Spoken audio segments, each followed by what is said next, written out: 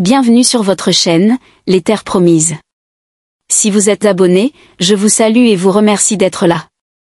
Si vous êtes un nouvel ami, je vous souhaite la bienvenue et vous invite à vous abonner et activer la cloche de notification pour être alerté de nos prochaines publications. Que Dieu vous bénisse. 10 choses que ressent une fille quand tu te retires après avoir lui fait des avances. Lorsque vous vous retirez après avoir courtisé quelqu'un, la personne peut réagir de différentes manières en fonction de ses sentiments, de sa personnalité et des circonstances entourant votre relation. Voici 10 réactions possibles qu'elle pourrait montrer. 1. Déception ou tristesse. Quand un client fait une commande importante et annule sa commande après, vous êtes d'accord? Encore que lorsque le client n'appelle pas pour annuler expressément, mais se désengage sans vous informer de sa dernière décision, quel est votre sentiment? Très souvent, si c'est un client qui s'est montré sérieux et vous comptez tellement sur la livraison de sa commande pour évacuer une grande partie du stock en magasin. Dites-nous en commentaire. C'est exactement la déception qu'on peut avoir dans de tels cas qui arrivent à une fille que vous courtisez et vous retirez après sans cause ni explication. Elle pourrait exprimer un sentiment de déception ou de tristesse face à votre retrait, surtout si elle avait développé des sentiments pour vous ou espérait que la relation se poursuivrait. 2. Confusion. Elle pourrait être confuse sur les raisons de votre retrait, surtout si celles-ci n'ont pas été clairement expliquées. Elle pourrait se poser des questions sur ce qui s'est passé ou sur ce qui aurait pu mal tourner. Certaines d'entre elles tombent dans des idées de compétition. Ou bien il a trouvé mieux que moi. Et même si c'était le cas, la moindre des choses, c'est d'appeler pour exprimer son désengagement avec respect et courtoisie. Si vous voulez connaître la procédure biblique pour rompre lorsque vous pensez que vous vous êtes trompé de commencer une relation ou de vous mettre en fiançailles avec quelqu'un, mettez en commentaire, quelle est la procédure et le passage biblique. Dieu vous bénisse. 3. Soulagement. Si elle n'était pas réceptive à la relation ou si elle avait des réserves, elle pourrait ressentir un soulagement face à la fin de la situation, surtout si elle trouvait cela compliqué ou inconfortable. À quelque chose le mal est bénéfique, dira-t-elle. Tout ce à quoi vous ne teniez pas trop et qui vous quitte est un sujet de soulagement pour vous. Si c'est quelqu'un qui comprend la conception de la volonté de Dieu, elle dira que toute chose concourt au bien de ceux qui aiment Dieu.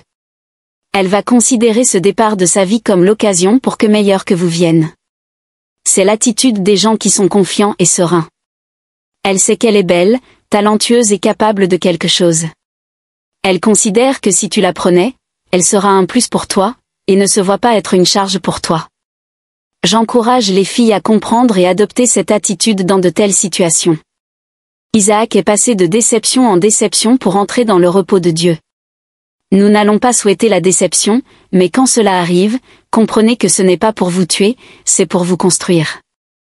Si vous aimez Dieu, Dieu ne permettra pas que vous soyez désavantageux, car son nom serait blasphémé. En 2021, j'ai subi exactement le retrait d'un homme qui, après avoir montré de l'estime à mon égard, s'est retiré sans explication ni salutation. Mais de la déception à la confusion, je suis venu au soulagement, le Saint-Esprit m'avait convaincu de choses que je vais partager avec vous. Premièrement, l'Esprit de Dieu m'a convaincu qu'il n'avait rien de spécial à me donner et qu'il ne me mérite pas. Si vous êtes courtois et bien et quelqu'un vous quitte, comprenez que c'est parce qu'il n'a rien de spécial à apporter, il n'a pas sa place dans votre vie ou chez vous. Et donc, il ou elle ne vous mérite pas. Le mariage n'est pas une église où il faut subir les gens que Dieu amène quels que soient leurs propos désobligeants et leurs comportements déplacés. Le mariage n'est pas une école où vous êtes obligé de subir les caprices de vos camarades.